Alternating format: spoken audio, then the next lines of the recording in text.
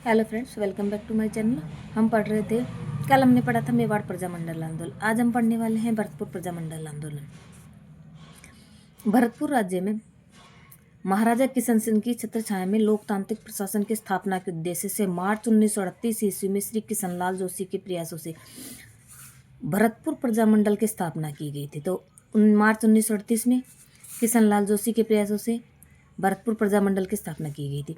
इसका अध्यक्ष गोपीलाल यादव, उपाध्यक्ष ठाकुर देशराज एम जुगल किशोर चतुर्वेदी तथा कोषाध्यक्ष मास्टर आदित्येंद्र नाथ को बनाया गया था। तो भरतपुर प्रजामंडल की स्थापना 1938 में किशनलाल जोशी के प्रयासों से की गई थी। पंजीकरण के अभाव में सरकार ने इसे शीघ्र ही अवैध घोषित कर दिया गया था। और 1939 में महाराजा ब्रजेंद्र सिंह के राज सिंहासन ग्रहण करने के बाद प्रजामंडल एवं सरकार के बीच 23 दिसंबर 1939 को समझौता हुआ। प्रजामंडल एवं ये 1939 में ब्रजेंद्र सिंह राज सिंहासन ग्रहण ये इन्होंने पद धारण कर लिया था। तो इसके और प्रजामंडल के आंदोलन के बीच 23 सितंबर 1939 समझौता, और समझौते के अनुसार प्रजामंडल का भरतपुर प्रजा परिषद के नाम से पंजीकरण किया गया। इन भरतपुर प्रजामंडल आंदोलन का भरतपुर प्रजा परिषद के नाम से पंजीकरण किया। इसे सभी राजनीतिक बंदियों को रिहा कर दिया गया है समझौते के अनुसार। 1939 के अंत में फकीर चंद कपूर ने जमींदार किसान सभा नामक एक नई संस्था स्थापित की। भरतपुर सरकार की समर्थित संस्था थी। तो 1939 में जमींदार किसान सभा की स्थापना किसने करी थी? फकीर चंद कपूर ने। प्रजा परिषद ने 20 से 21 मार्च 1941 को ब्रह्मवाद में मास्टर आतिंद्र नाथ की अध्यक्षता में राजनीतिक सम्मेलन का आयोजन किया। सम्मेलन के दौरान 21 मार्च को महिला सभा हुई, जिसकी अध्यक्षता सरस्वती बोहरा ने की थी। तो 20-21 में इसका मास्टर ब्रह्मानंद आतिंद्र की अध्यक्षता में राजनीतिक सम्मेलन का आयोजन। इसमें महिला की 21 मार्च को महिला सभा भी हुई, और जिसकी अध्यक्षता किसने करी थी? सरस्वती बोहरा ने करी थी। अंत में 22 अक्टूबर 1942 को महाराजा ब्रजेंद्र सिंह ने श्री ब्रज जया प्रतिनिधि समिति नामक जन व्यवस्थापिका सभा के गठन की घोषणा की थी।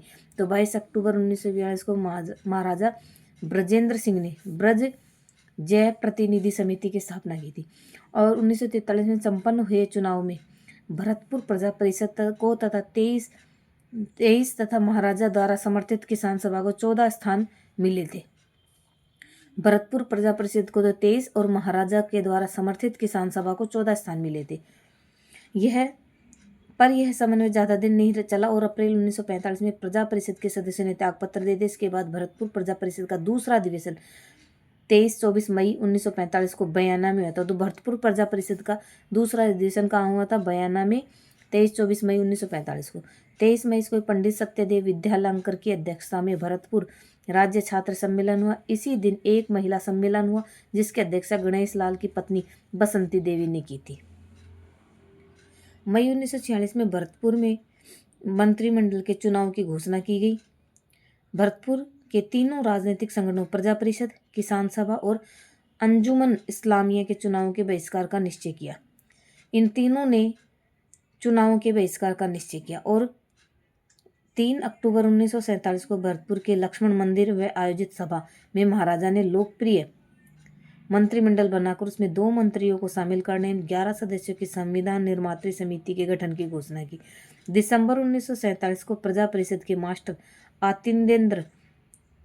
आदित्येंद्र गोपीलाल यादव और हिंदू महासभा के हरिदत्त शर्मा एवं जमींदार किसान सभा के ठाकुर देशराज को मंत्रिमंडल में शामिल किया गया।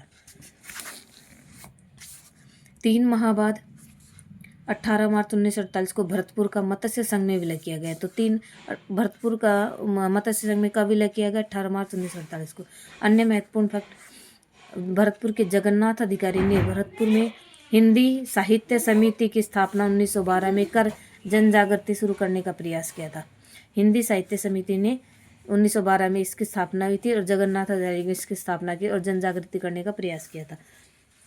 1928 में भरतपुर राज्य प्रजा परिषद की स्थापना की गई। 1928 में भरतपुर राज्य प्रजा परिषद की स्थापना की गई, जिसका उद्देश्य मैकेंजी की नीतियों का विरोध करना था। गोपीलाल यादव इसके अध्यक्ष बनाए गए तथा देशराज ठाकुर को सचिव नियुक्त किया गया। 1937 ईस्वी नेहरू की प्रेरणा से भरतपुर कांग्रेस मंडल की स्थापना की गई। भरतपुर में कांग्रेस मंडल की स्थापना नेहरू की प्रेरणा से 1937 में की गई थी। और कांग्रेस मंडल की गतिविधियों को प्रतिबंधित करने के लिए राज्य सरकार ने जाब्ता फौजदारी संशोधन कानून पारित किया था।